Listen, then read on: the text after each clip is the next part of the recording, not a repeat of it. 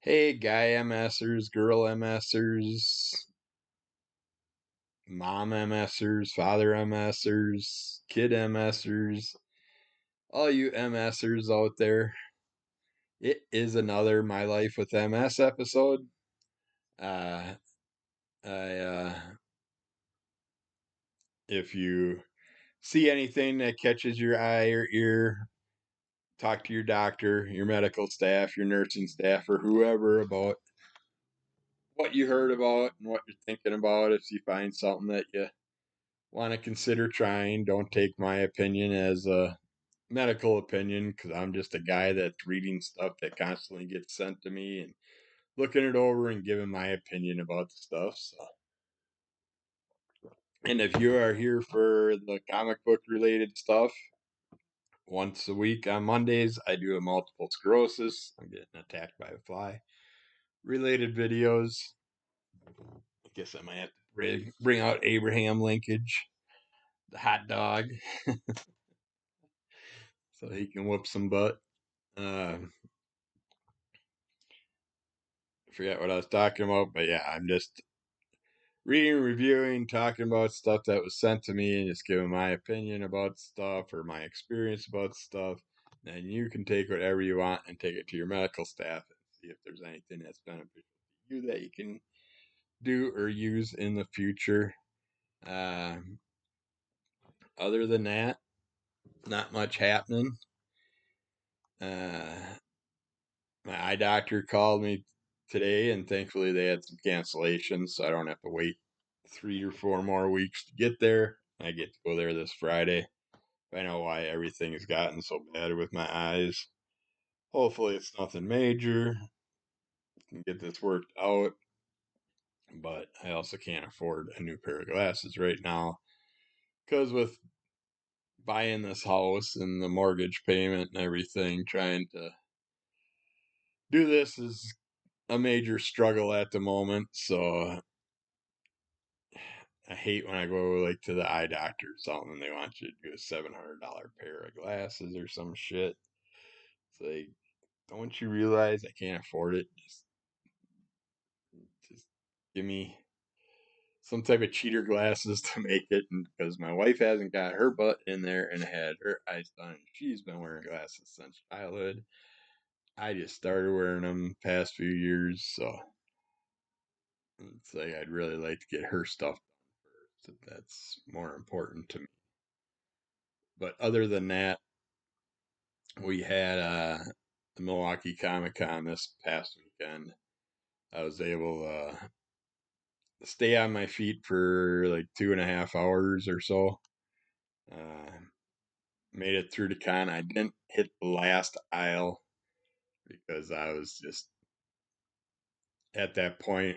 I don't know. Something started to hit me, and all of a sudden I started getting jelly legs, jelly arms, really weak feeling, which I haven't had in a bit. Uh, and so I went by a friend's stand, hung out with them for a bit, tried to stay underneath the few fans that they did have running up in the rafters, but I was sweating like a pig the whole time, and it was just wiping my body out. So eventually, I ended up going out to the car while the wife waited for a drawing we were getting done and finished things up, and then met her out there. But we had a good time. I made it through it.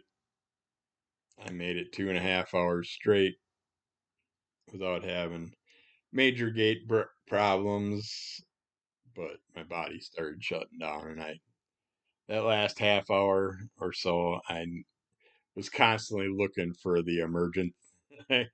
If you've been dealing with MS long enough, when you go into a place, you pinpoint certain things. Where's the bathroom? Where's a spot where I can get a drink if I need to? Where's their seats that I can plop my ass down if I start to get lightheaded, dizzy, vertigo gets too active or something, or might start to get jelly legs and all that. So, again, like the last few cons, they did not have any seating. People were sitting on the floor again, eating their fruit, snacks, and stuff. which is so stupid why they can't put a half a dozen tables by the cafeteria with the benches like they used to have the first so many years. They do have tables out in the hallway. They had like three, four tables set up with folding chairs around them. But then you have to leave the arena and come back in and deal with that, the stamp on a hand. It's actually gone today, but it was already wearing off that day because of the heat and the sweat. So I prepaid. My name was on a sheet, so it wouldn't have mattered.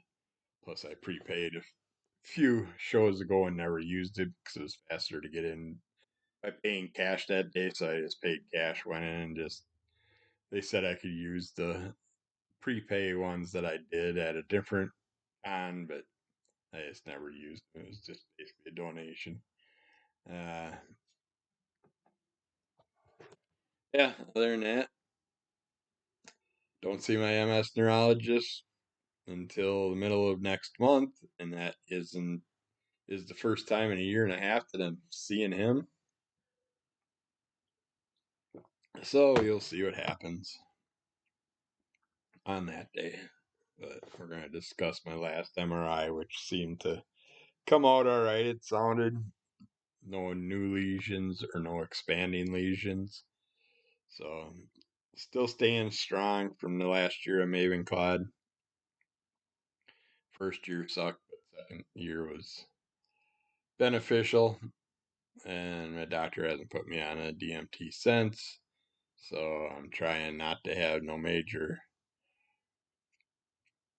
episode happen. Thankfully, I made it through the move without any major episode happening. And last week, I brought the last loads from the storage shed, so that's emptied out. Everything's here. Granted, our 2-car garage is packed full of totes and boxes, but it's here. So I can just wake up and work on the house, get stuff done, and then deal with my uh, computer work and all that stuff.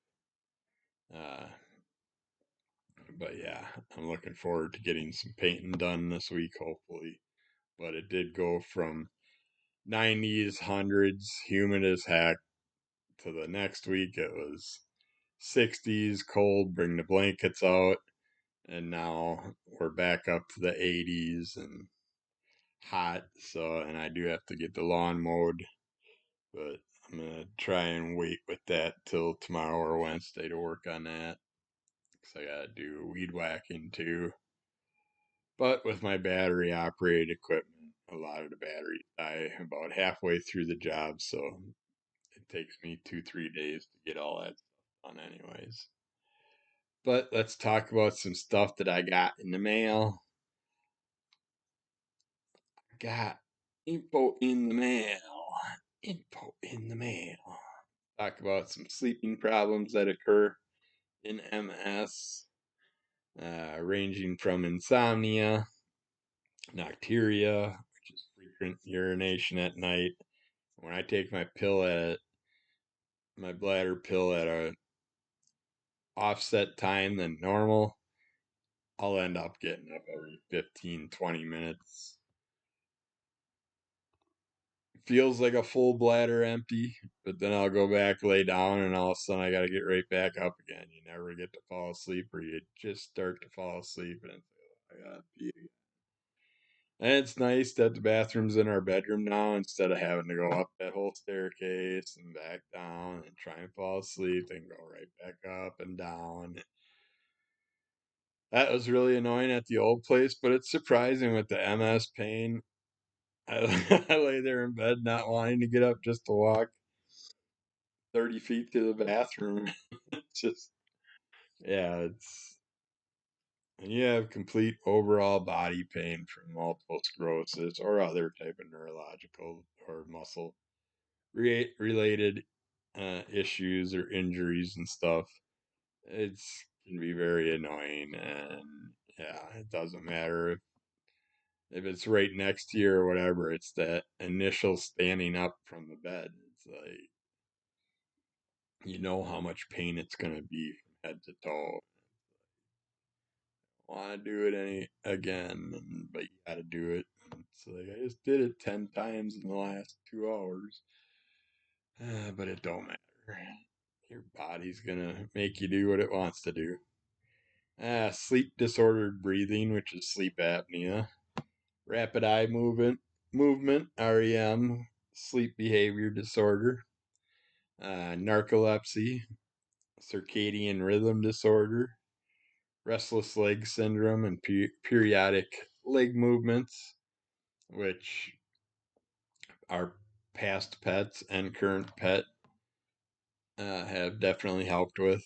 Our last couple dogs and our current cat lay tight against my legs or on top of my legs, and eventually broke my restless leg syndrome somehow by doing that. And I don't have to deal with it anymore. I do have it like when I'm sitting here in my chair or something like that. I'll catch my legs going like crazy, and you just don't know it because you're so used to doing it all the time. But yeah, the pets have definitely helped quite a bit with that. My cat will tuck my feet in, they'll keep going back and forth over the top of my legs and my feet, and tuck the blanket pretty good. I mean, he gets it tucked in tight on both sides of my feet. So I couldn't move them that good anyways without yanking the blanket. So after he's done doing that and tucking in my upper part of my body, he'll sit there and either curl up in my armpit under my chin and just curl up there and fall asleep for a bit. Eventually, he'll go to my legs or go to my legs right away and just lay up against them. After he tucks them in, and I don't have it at night anymore. It's been a long. I do catch little episodes of it when he's not there or something like that, but it's definitely changed that for the better. And I used to have a cute little black dwarf rabbit. He'd nibble on my left toes, my left big toe, which is my funky foot, my crooked foot. But when he did it, usually that day or the next day, I would have a relapse. That was back when I was relapsing remitting MS, a while before I became secondary progressive. But yeah, so check that, and we will.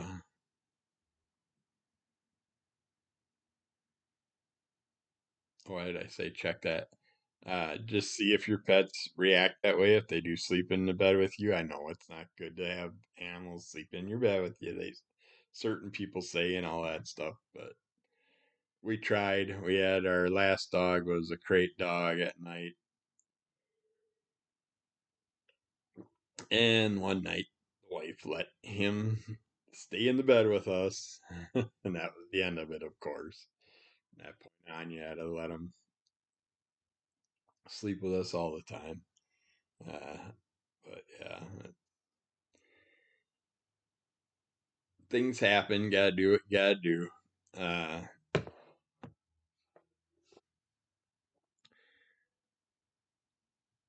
yeah, let's just get back to other things. Uh, the sleep challenges can stem from things like muscle spasms, neuropathic pain, neurological changes. Researchers believe that lesions caused by MS attacks on the brain or spinal cord may contribute to these sleep disorders. Well, that's what I always assumed was the main part of it. You're trying to tell yourself to stop doing things, but your central nervous system is sending the signals elsewhere, and they aren't going to your limbs and areas in your body you want them to. Uh,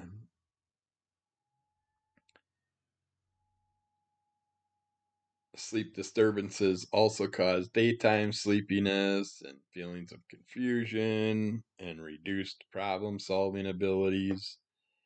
Uh, Tips for better sleep is exercise even if you're tired. If you can exercise at night, I'm a morning exerciser. I'd rather get my exercising done when I wake up, get my body going, liven it up.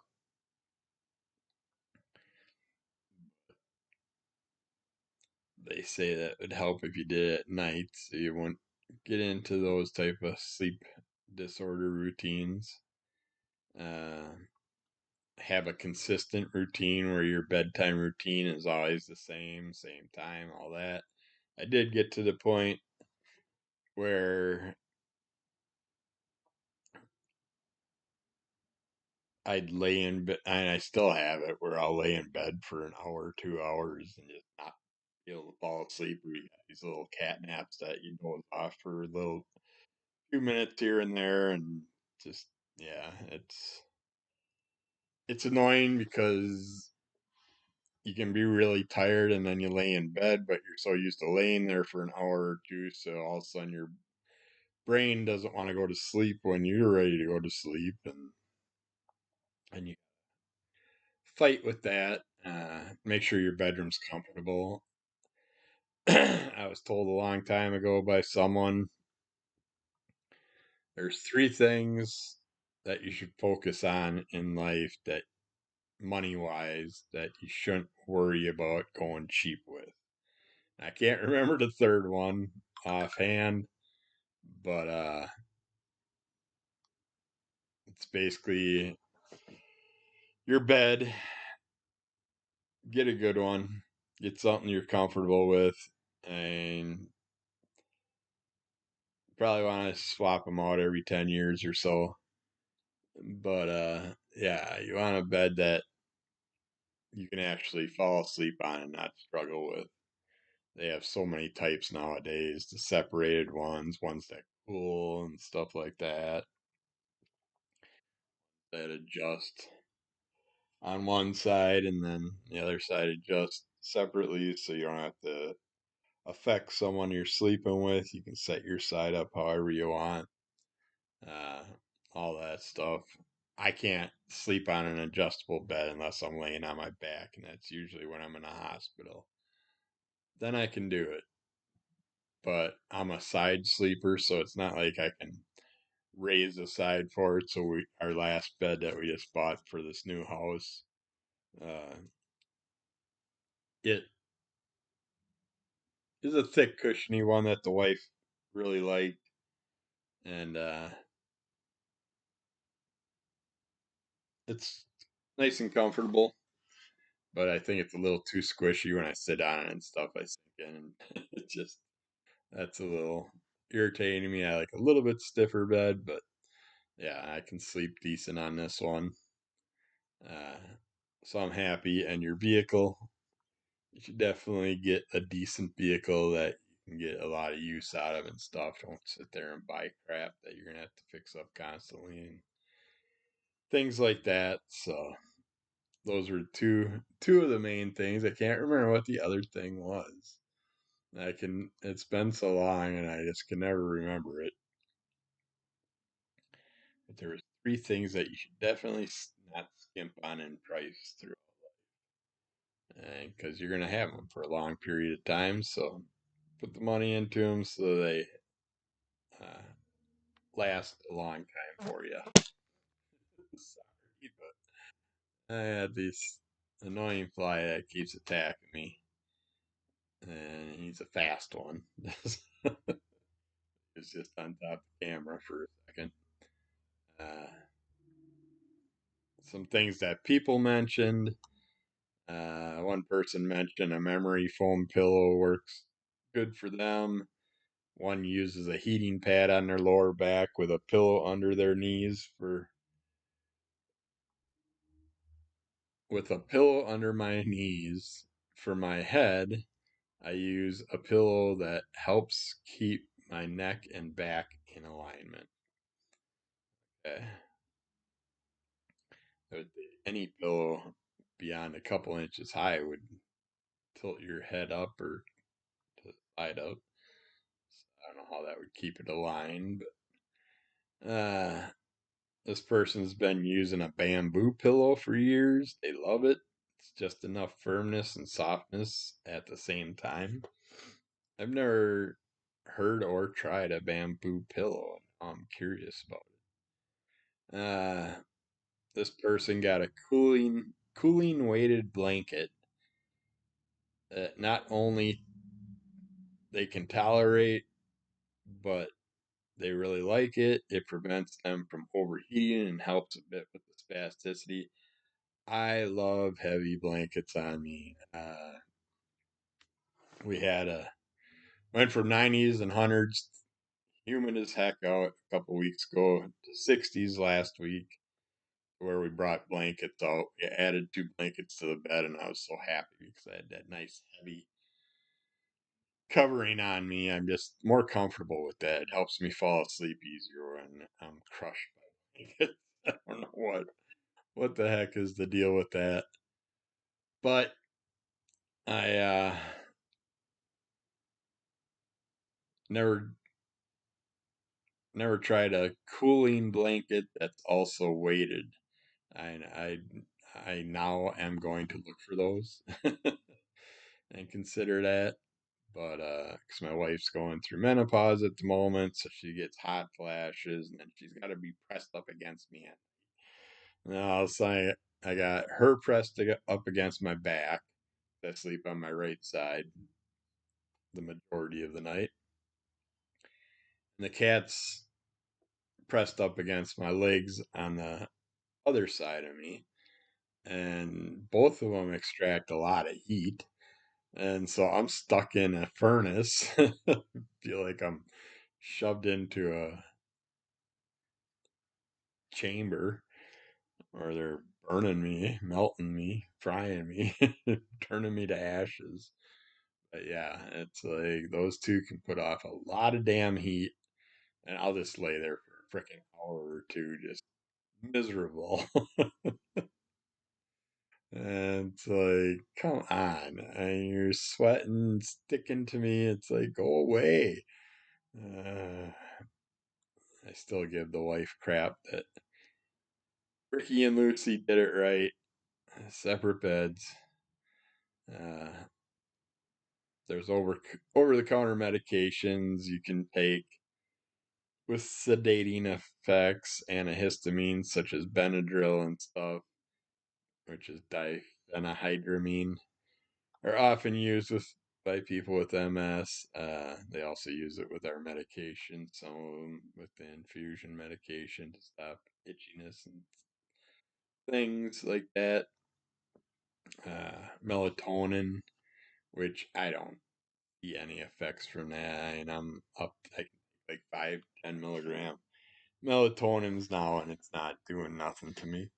Uh, I have I forgot what it's like, Photomax or something like that. Sleeping pills my doctor gave me, and my wife works at a pharmacy, so she's like, "That's the lowest dose they have." She's like, "You can easily take a few of those or whatever if you need to a night," because she's like, "I got people that are on 10 times that amount."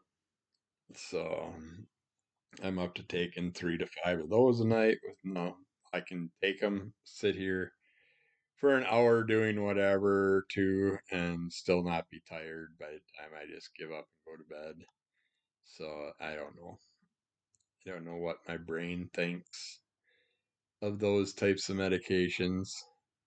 Uh, but yeah, talk to your doctors if you're going to take any medications like that, and just make sure that they aren't conflicting with other things that you're on and stuff.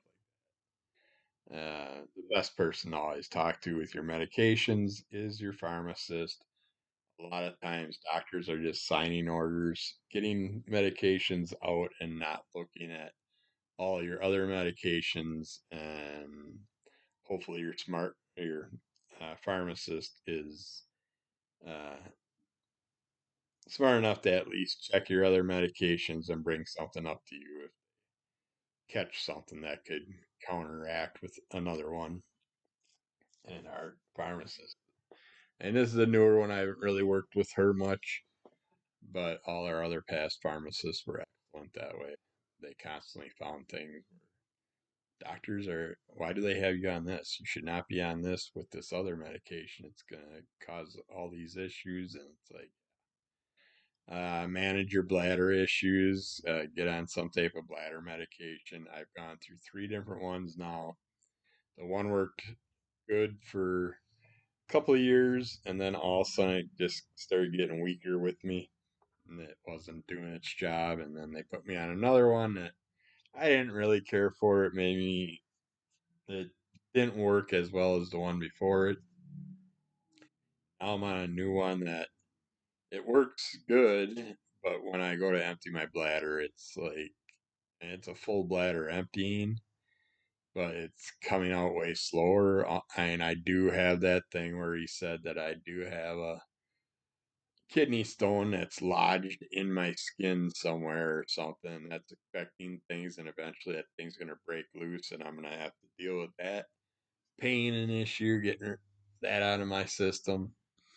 But it's almost like something like that is clogging, not allowing me to have a full forced pee anymore. It's like I just stand there and I'm falling asleep, and it's like, come on, quit coming out. I want to go back to bed. But yeah, so that can always be annoying. And sometimes with medications, it takes a few trials before we find the right one that works. Nowadays, they have so many. You definitely will have options to play with most medications. Uh, Keep a sleep diary. That's always good. A diary for any of our issues is good. I'm terrible about using it and keeping up with it, but yeah, it's definitely a good thing to do the sleep diary and a diary for all your other issues. But yeah, it can be hard to sleep when you got so many pains, issues, and other things, even though you're fatigued out and you're so freaking tired that you fall asleep while you're standing still or walking. It's like, I need to go to bed. And as soon as I get to bed, oh, now I'm awake and my brain won't shut the heck off. So that's irritating. All right, let's see what else we got here. Legs feeling like jelly legs. Common symptom in MS refers to weak or wobbly feeling in one or both legs that can result from nerve damage, fatigue, or inactivity. And yeah, when I was at the con this weekend, it's just as I was walking, I could feel the jelliness starting. My arms and stuff started having spasticity issues. I just my lightheadedness, vertigo, and stuff started messing with me, and I just knew that I should make sure that I'm close to a spot where I can steal someone's chair or something like that. So the only chairs they got are the ones that are behind the table for the people that are working their tables. Each one gets one. Jelly legs, jello legs, noodle legs. There are many ways to describe a weak or wobbly feeling in one or both legs. Due to MS, leg weakness is common among people with MS and can result from nerve damage. And we talked about that already.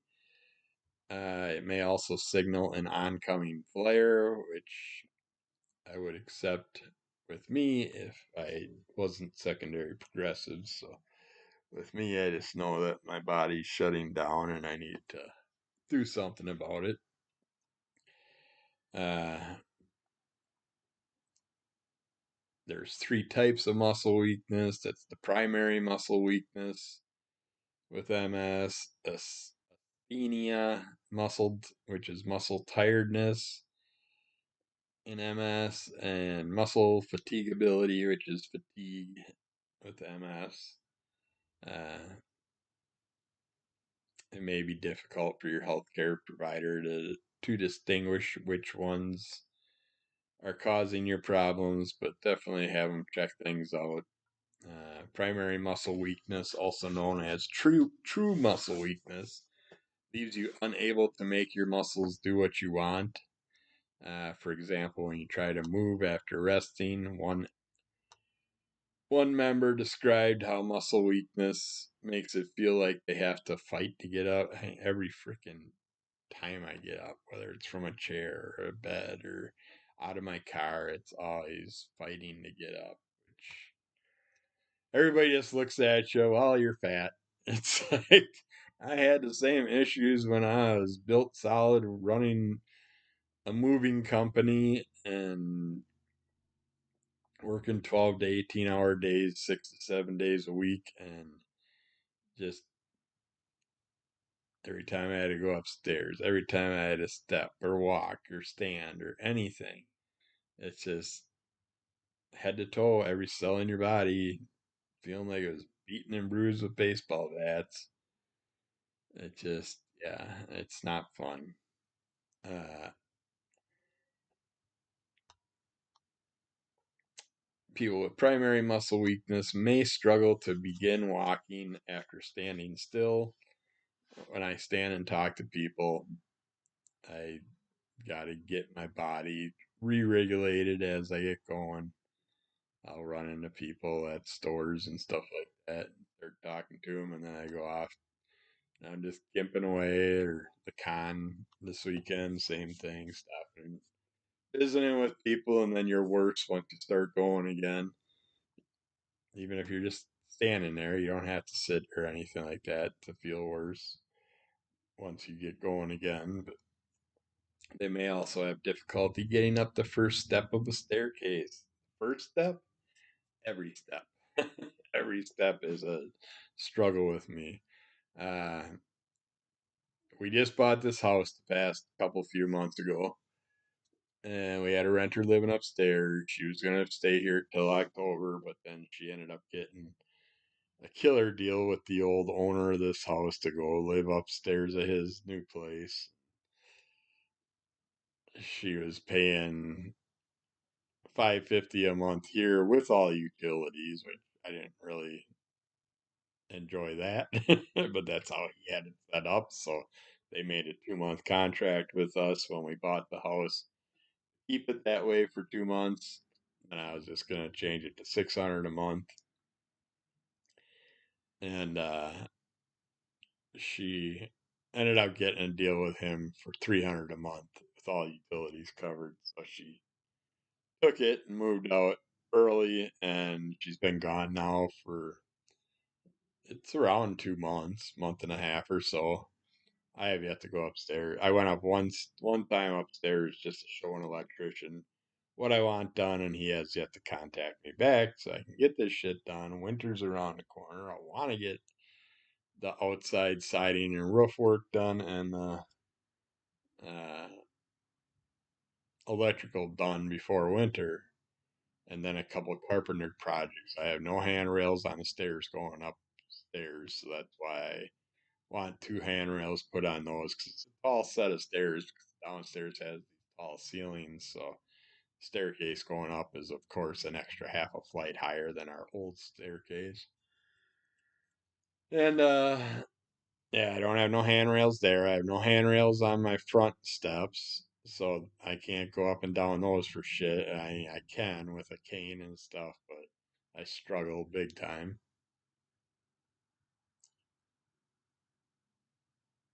Cops are getting somebody. Uh,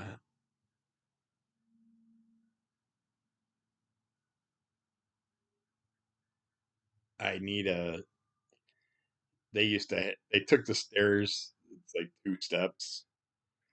They took those out, put a door so they could lock that from the renter upstairs going up the upstairs staircase.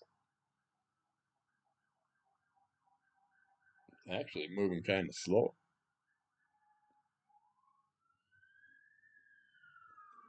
Maybe he's coming to get me. Uh, but I need to take that door off and put a new two two step staircase there. But until that's done, I have no interest in going upstairs because I have to go through the kitchen, down the stairs, out the door, up a big staircase, and then come in and go up that staircase.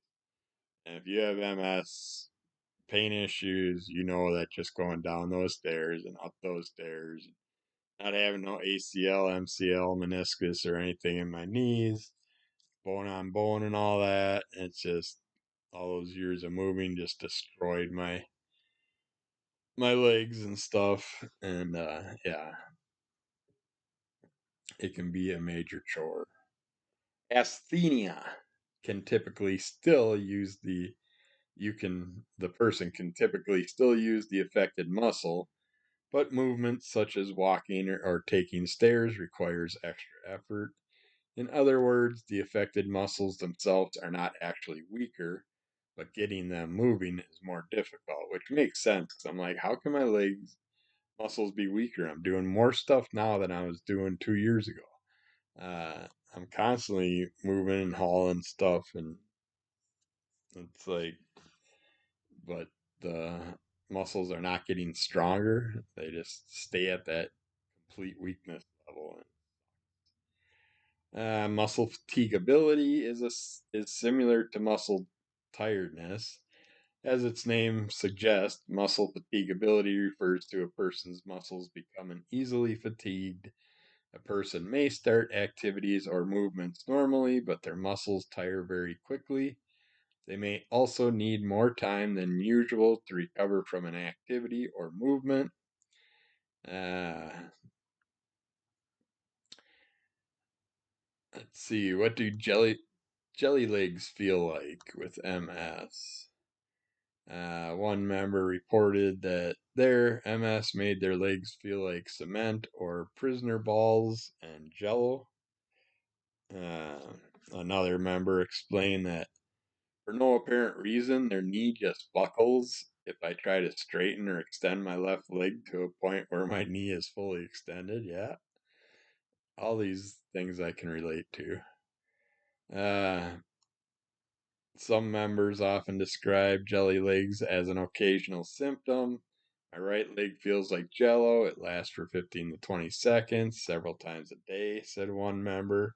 Yeah, my left side, my body is the side that has most of the issues. Sorry, my eyes got like dry spots in them, and I'm trying to break it loose because it turns white patches. And I'm looking forward to getting to my eye doctor Friday and see if we can figure some of this stuff out. Uh,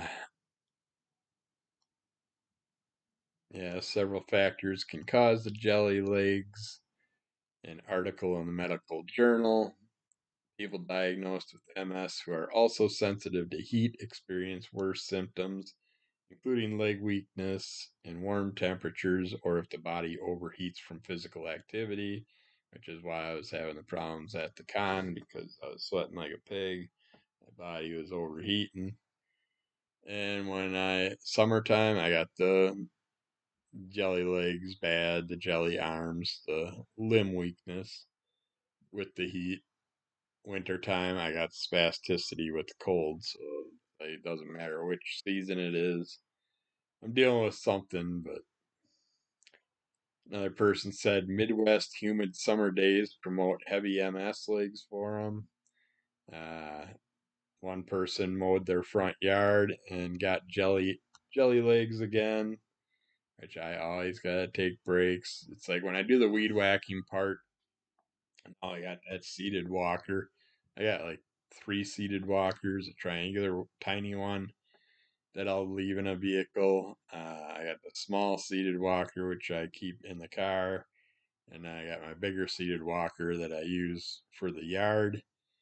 And it works out awesome because with the railing on it and stuff, I can lay my weed whacker and my leaf blower across that and just cruise around my yard. I'll take a bucket with me. I'll take a little hand snippers and a bigger snippers for doing any type of trimming and stuff as I'm walking around. But as I'm doing stuff, I can sit down on my walker and take breaks, kind of help with the tiredness, let the body cool down. I keep a bottle or two of water with me.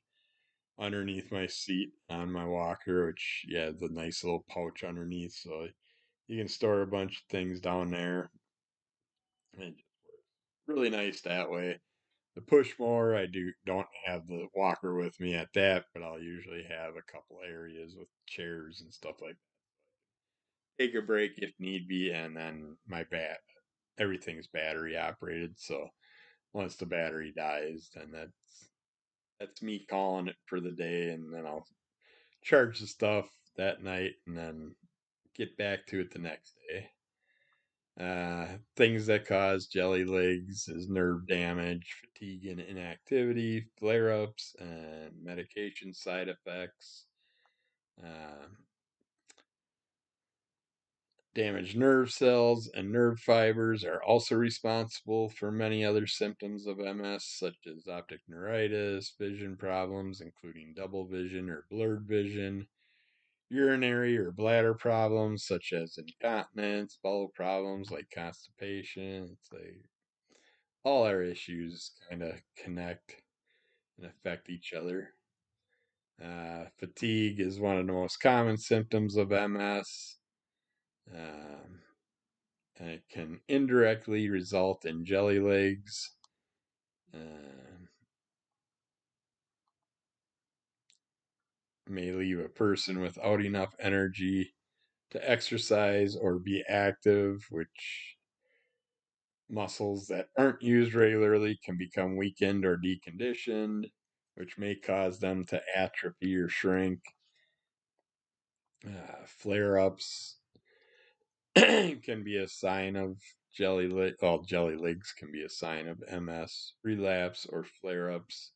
So be careful with that and talk to your medical staff about any problems you're having. Medication side effects can have problems, cause problems with it. Cladribine or Mavenclad is a drug used in MS treatment, which was the last one I used, that has a risk of muscle weakness. Drugs such as gabapentin, baclofen, and clonazepam that are used to treat symptoms of muscle spasticity can also cause weakness. Well, I was on Mavenclad. I'm on baclofen, which I am. I was trying to wean myself off it a little bit because I was up to taking, I think, 5 a night, 3 to 5 a night. I bounce it back and forth depending on how active I was that day. And I was down to like 1 a night, trying to wean out of it, and I was starting to have my spasticity problems. But I know baclofen can cause weight gain and all that stuff and other issues, so I've been trying to wean myself off it during the lighter parts of the year, but I end up always going back to it because of the problems at night. Spasticity, cramping, weakness, all that stuff. Yeah. And I stupidly didn't take my pills in the morning when I went to the con because I did have 3 baclofen in my morning routine that day that I wanted in my system to help make it through the show, and I forgot to take my damn morning pill until I got home, and then I realized that. Other causes that can bring on jelly legs are like peripheral artery disease, which is blocked arteries, reduced blood circulation in the legs, sciatica, a pinched nerve in the lower back, which my right knee, like 2 days before the con, started radiating pain up into my hip again. And then it goes from the hip right into that sciatica area where I have the main sciatica issues, and I've been worried about that.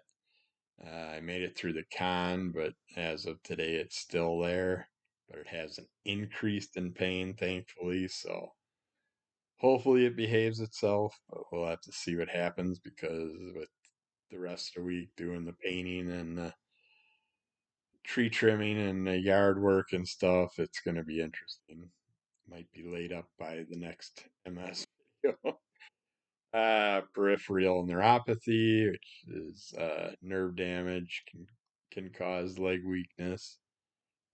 That type of nerve damage. Managing it, physical therapy. You can try to see if that can help with it. Exercise, rest, assisted devices, canes, walkers, wheelchairs, all that stuff. Disability tags. I got to get the car tags because we went to the con and completely forgot my placard. I don't use it that often. I use it a few times a year when I know I need to walk a long distance. I want to get as close as possible to the building so I can use all my walking ability for inside the building. And stupidly, I forgot to grab it out of the truck, thinking it was already in the car. And yeah, we got up there and it's like, oh, ain't parking next to the building, I guess. But I got a spot not too far out of the handicapped area, thankfully. But yeah, it was a struggle making it back to the car at the end of the uh, day of being at the con. Uh, Basically, I was walking, and there was probably about 40 people that came up from behind him, just walking normally past me as I'm taking one step at a time, just trying to get to the car. It's like, car. I just want to get to my car for for a minute. But no,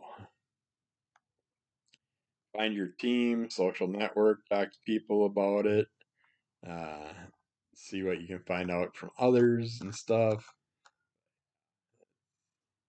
It's a very common thing for me, so for others have to deal with it a lot. See, they got some.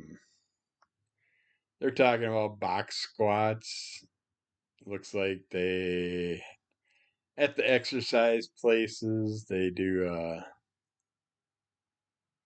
They actually have a box that looks like it's just a little bit higher than your knee, and you take the weighted bar, put it behind your head, and you're doing squats with weights, or you squat down till you sit on the box and then stand back up.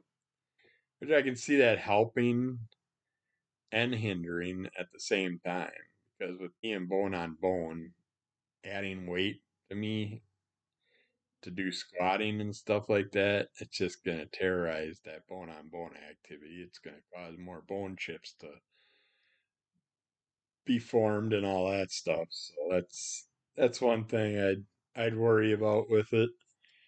I, they will make you in therapy probably if you're going for the leg weakness and stuff. Probably do the sit to stand thing, like you're on the side of a bed or a chair, and you just stand up, sit down, see how fast you can do it and stuff. Perform it 10, 15 times or whatever. But yeah, I don't know about adding weights to it. I see being a problem unless it's after you've done the regular style for a while and built up some stuff and then go to adding weights. A lot of these people like therapy places that when you get someone that has no concept about MS or they don't listen to you about your bones and tendons missing and all that stuff, they love putting weights on it.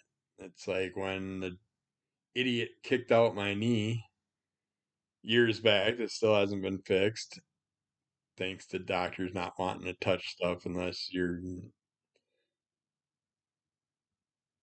lose a ton of weight to do it. But I gained the weight because you guys didn't do the surgery initially when I was like 180 pounds. And so not being able to do things, I just gained a bunch of weight from it because all my muscle that I had built up from working as a mover and all that stuff just deteriorated to fat. And yeah, it can really screw up your system. But yeah, I don't know about that. I'm not a big component of adding weights to a squat. Uh, but doing squats definitely is a good way to work certain uh, leg muscles and stuff having problems with.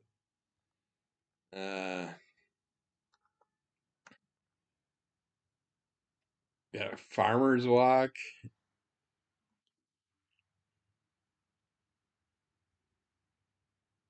Something just popped up asking me how happy I am with my camera app. It's like every time they do an update on Microsoft Windows or whatever, just more stupid things pop up.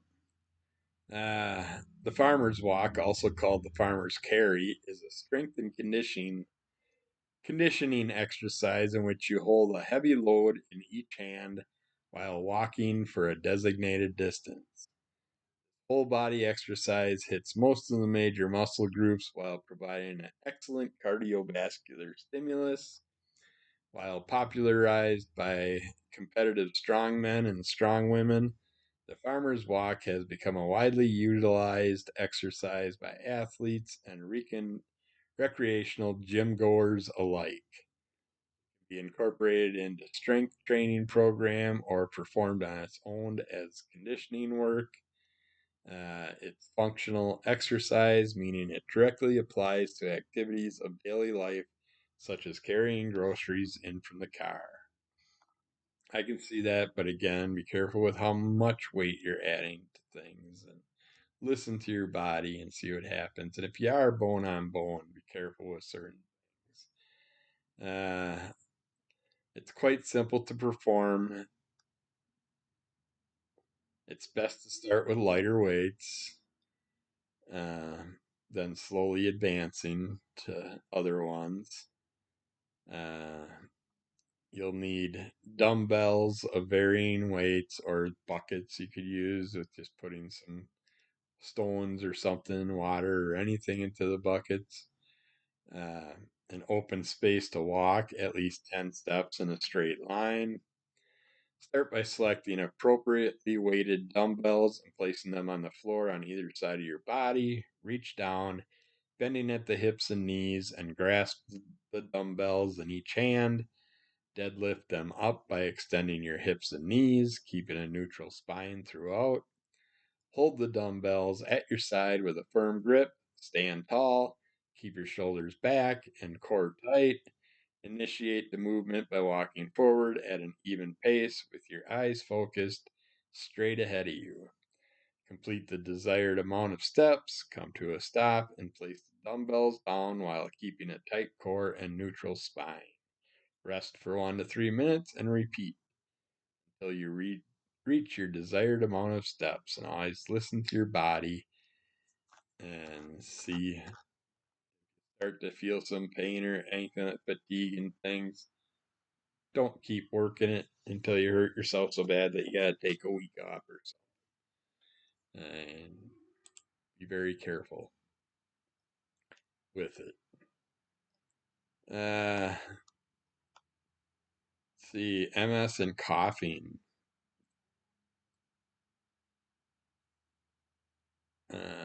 Many MS members experience persistent coughs even without signs of infection. Uh, this person hasn't been able to get rid of their cough. I'm coughing to the point of vomiting. Uh, I seem to have a cough straight from hell. I think this is an MS related nuisance. My diaphragm seems to have lost the ability to have a really productive cough. Yeah, I can understand that. Some people have phlegm without a cough. Excess mucus production can make for a lot of discomfort, especially if you have MS and are choking at night. Uh, some things that can cause coughing and phlegm in MS is illnesses, obviously, uh, lesions in the nervous system, muscle weakness, ways you can try and manage it. You can treat the infections or avoid the infections. Ask your doctor which vaccinations are safe and effective for you. Also, if you're taking disease modifying medications for your MS, ask your doctor if you should schedule vaccinations around the medications. I mean, some of them you do not want to take anything during your routine, like Mavenclad and stuff. They had certain rules with certain things. Consider avoiding large gatherings when the common cold, flu, and COVID-19 infections are spiking.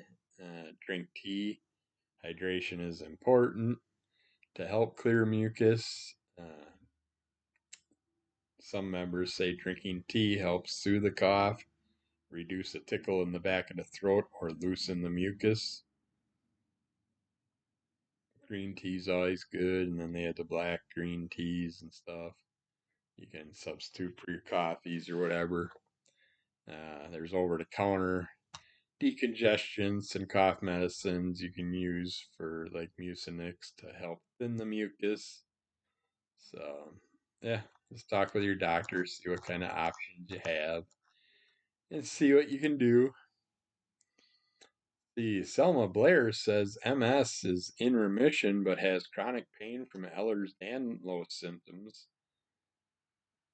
I'm not saying she doesn't. I'm just like, okay, you're newer to this, and the Ehlers-Danlos syndrome thing was a big thing recently, and I know on her podcast and stuff, I haven't listened to it for a bit, so I could be wrong because this looks like an article from 2024, but I was still listening to her podcast back then, and she was having a bunch of problems with it. Oh no, that wasn't. No, sorry. I think I'm mixing her up with uh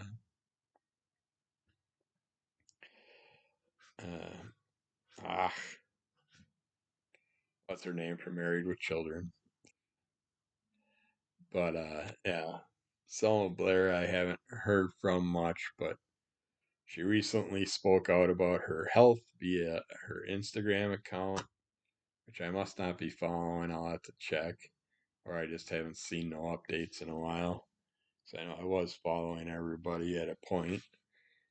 She stated that she is currently in remission from MS. I'm pretty sure she went and did the uh, stem cell treatment. I don't know if that's why. She does have pain from a genetic condition called Ehlers-Danlos syndrome, which there's been uh, interest in that in the MS community because there's relationships with the diseases, I guess. I can't remember. I talked about it. Brain won't allow me to remember all that stuff. Past the day that I talk about it, just like all this. Ehlers-Danlos syndrome is a connective tissue disorder that affects how the body produces collagen. The primary way to treat it is by making the surrounding muscles stronger. So yeah, I don't haven't been following her, so I don't. It's been a while since I've seen updates about it. I don't know if that's still going on with her or not.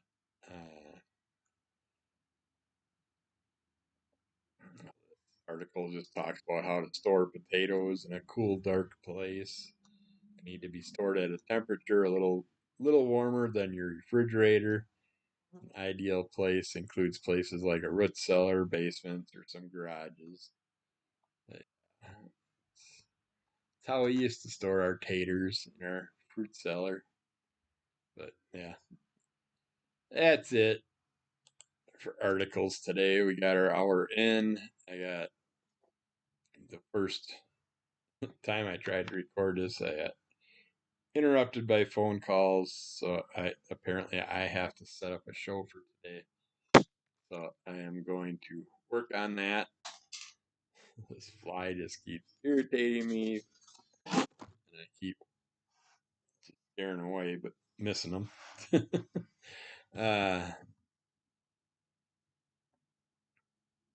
yeah, so I gotta do a bunch of stuff this afternoon that I didn't plan on doing before the 5 o'clock live show starts. So I gotta get that done and figured out. So I'm gonna get my butt going on that. Keep following under the call of MS. Rate, review, subscribe, tell a friend, give us those likes, leave a comment. I'll comment back, and I will try and keep putting one of these out every Monday, so keep an eye out for it. And we'll talk to you again soon. Thanks. Bye. Kick the crap out of that monster. Don't let him or her get in your way of your day. Take care.